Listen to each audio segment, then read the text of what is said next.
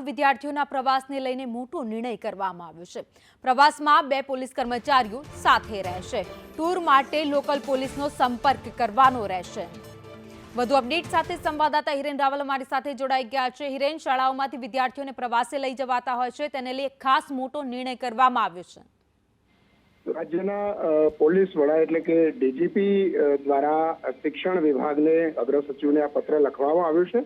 2024માં DGP અને IGP કોન્ફરન્સની અંદર પ્રધાનમંત્રી નરેન્દ્ર મોદીએ આ સૂચન કર્યું હતું કે જે શાળાઓના બાળકોનો પ્રવાસ, ટૂર અથવા તો પિકનિક મુલાકાત જેવા કાર્યક્રમો હોય છે, એની અંદર શાળાના સ્ટાફની સાથે બાળકોની સાથે પોલીસ કર્મચારીઓ 2 રહે એ પ્રકારની સૂચન કરવામાં આવ્યું હતું અને એનું અમલીકરણ ગુજરાતે શરૂ કર્યું છે।